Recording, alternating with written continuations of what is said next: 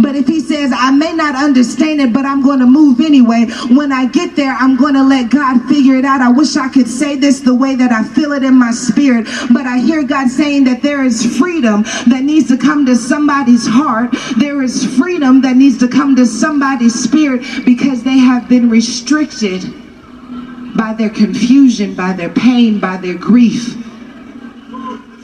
by their disappointment, by their worry. It's restricting the flow. It's restricting the flow. That's why you can't get breakthrough, because it's restricting the flow. That's why you can't get power, because it's restricting the flow. Because you're hanging on so tight to that grief. You're hanging on so tight to that pain. You're hanging on so tight to that disappointment that it's restricting the flow of God. And it felt good at first because you thought you were protecting yourself. And it felt like wisdom. And it felt like the only way you could be safe. But I hear God saying you're holding on to it so tight that I can't get no oil through there. But if you would release your hold on it, it could release the oil to flow. And all you need to see is that the oil can still flow through you. I hear God saying you're still anointed. You just got to allow yourself to let go of what's been restricting you. I know you're confused, but don't let confusion control you. I know you're upset, but you're letting the upset control you. I know you're disappointed, but the disappointment is controlling your dreams. It's controlling your speech. It's controlling the way that you have vision again.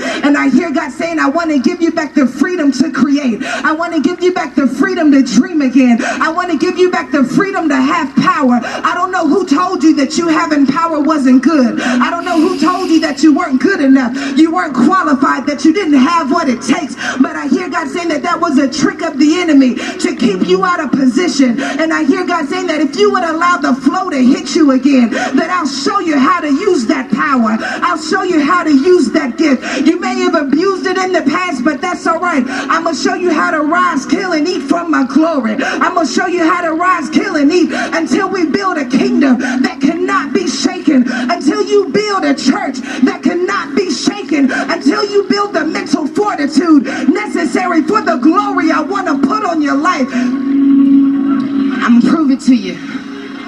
Fix my robe. Okay, I'm getting nervous and I need to just like calm down. I was doing all right and now I'm like I was doing all right and now I'm like getting frazzled. Okay, let's get back on track. My intention behind this video is to provide an update on where I am as Victorious 23, and I have not updated my channel since probably 2016. My bad.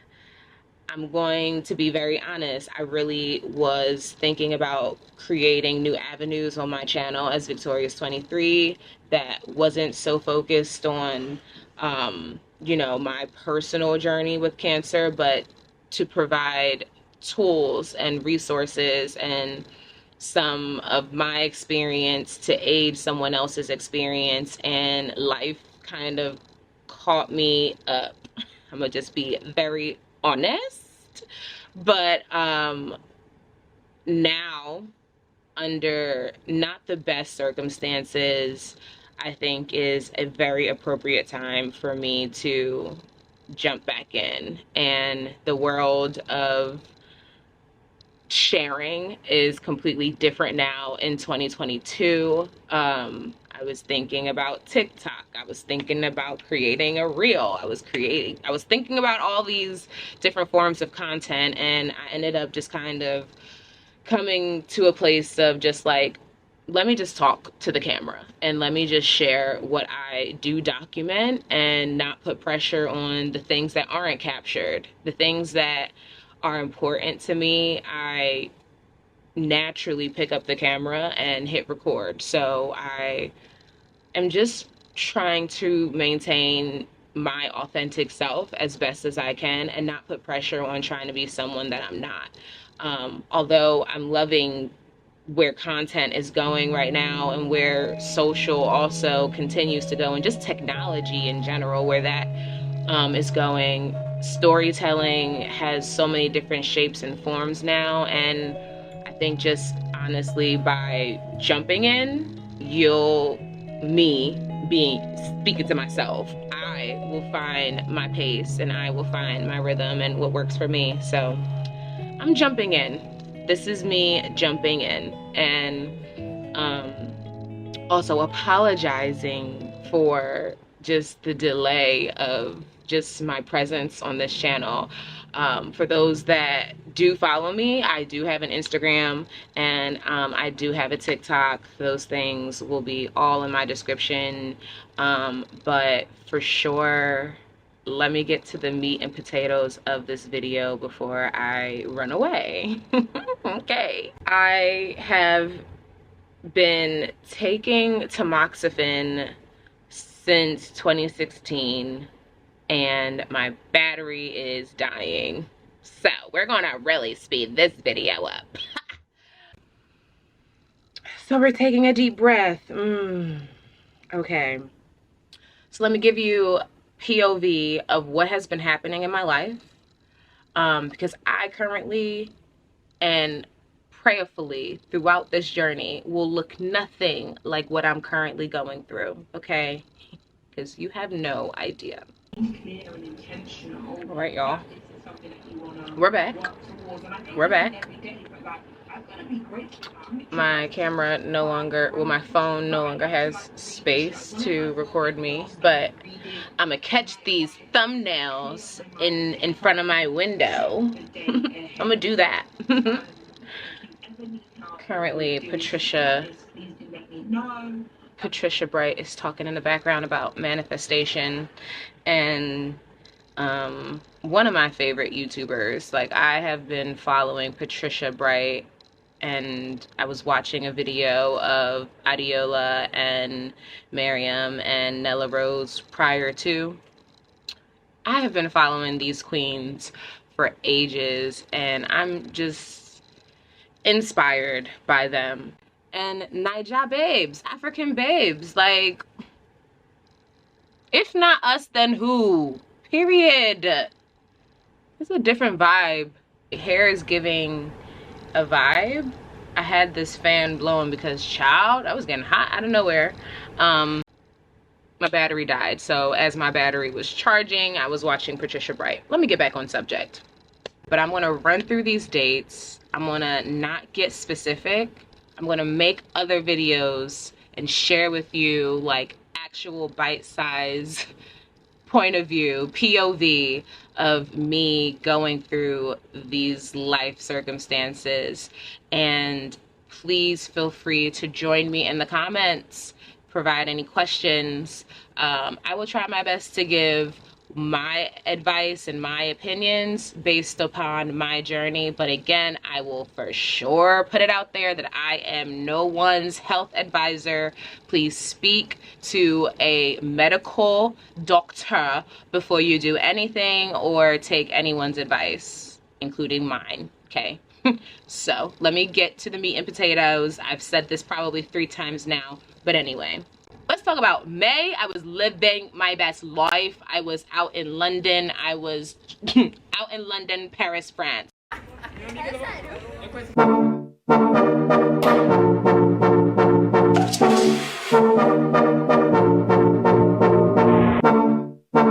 She's in love with who I am.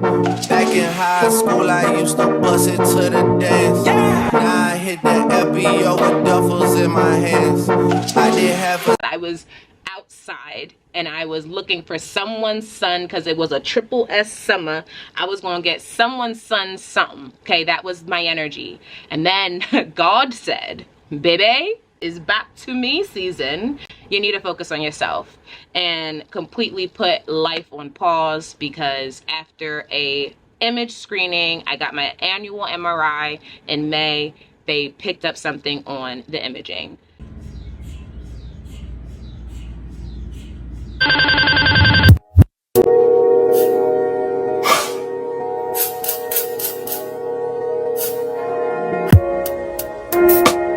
Getting a annual MRI brought to my attention that there is a mass that is currently located in my left breast, again, close to the scar tissue of where my original tumor was found. Let's all take a deep breath. Woo!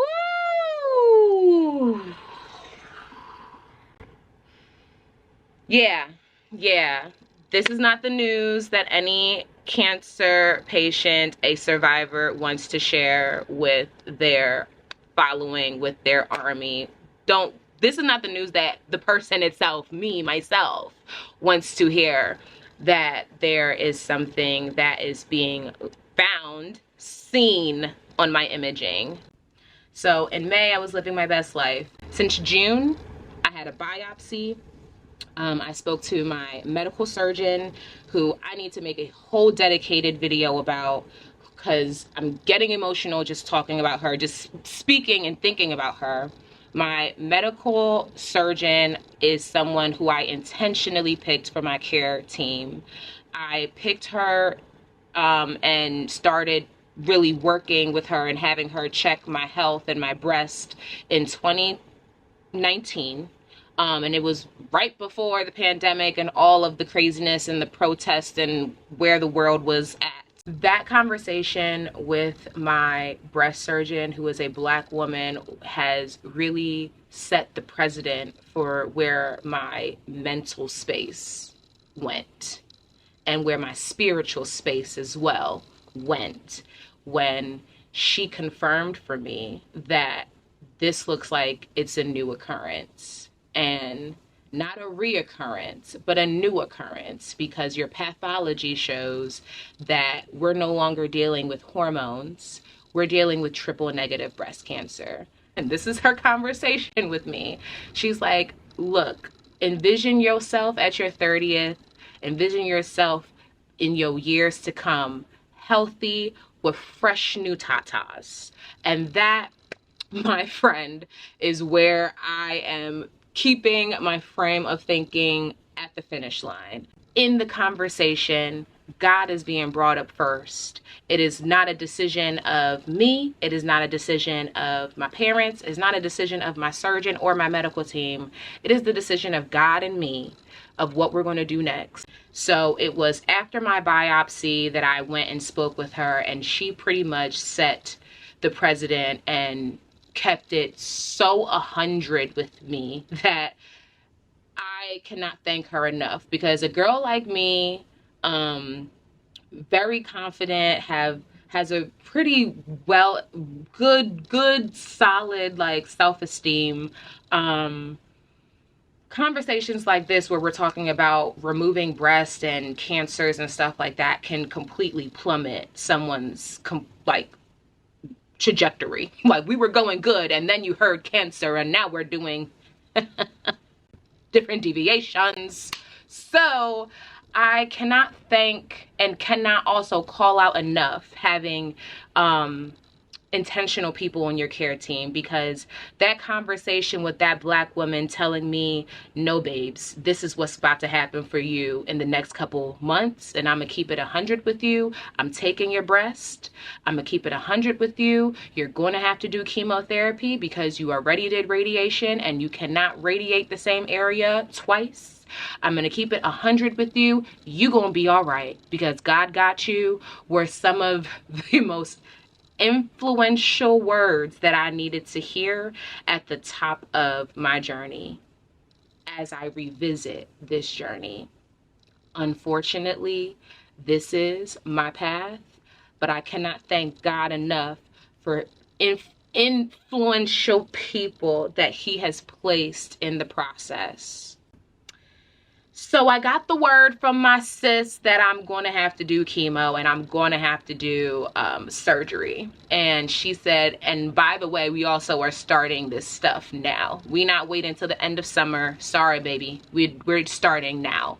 I also, in the month of June, immediately jumped to thinking about fertility options. I am a 20-something-year-old woman. I do plan on building and planning a family later down the line, and chemotherapy immediately triggers a lot of women because of the impact that it has on our bodies. It is killing healthy cells. Cells regenerate and healthier ones will develop after chemotherapy is done, but during treatment, there are things that do get killed off, and you do have to consider your reproductive system as a woman when it comes to chemotherapy treatments. I immediately was like, I'm saving my eggs. You better, no thought twice. We are saving Laura's eggs. So I am glad to report that I was able to go through embryo freezing, and that will be a whole separate video, my ladies. But by the end of June, I was done doing that. By the top of July, I successfully saved some eggs. They are in God's grace and in a frozen freezer in somebody's reproductive fertility center. I know the somebody. Y'all don't need to know the somebody, but I know who the somebody is. And by God's grace, I'm already a mother. I'm not a mother, but I'm almost a mother. Like, the eggs are ready. They just need to be cooked. You feel me?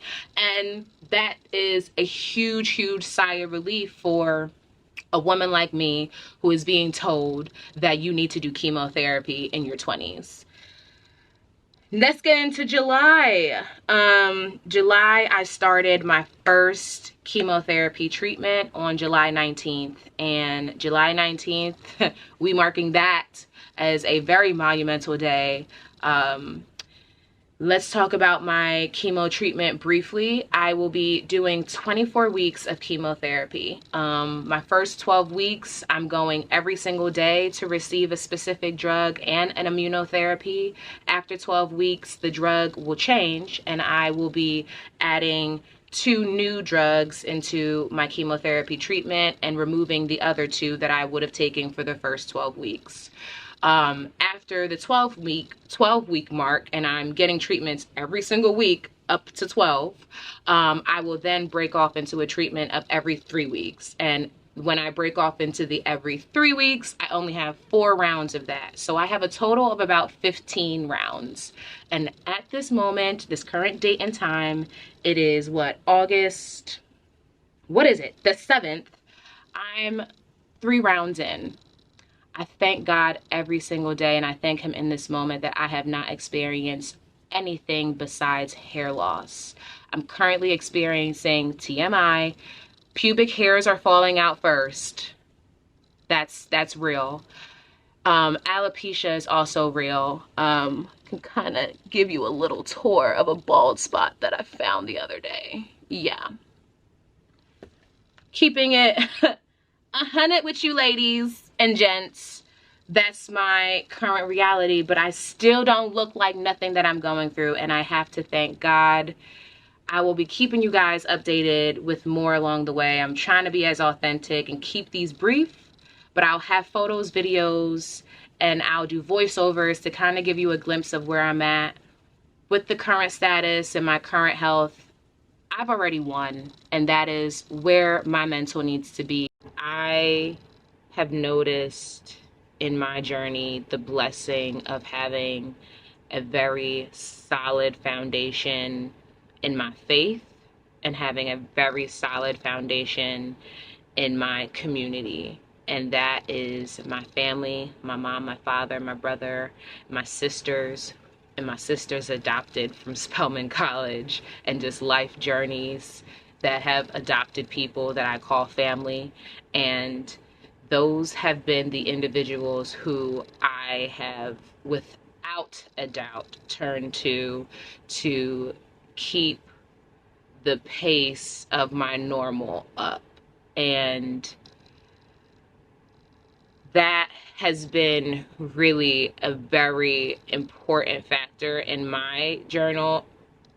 Not my journal, my journal too says a lot, but my journey as I adult also in life, like just maturing in life. And as I enter 30, I think one of the most important things that I've truly experienced is being intentional about the network of people that you keep around you.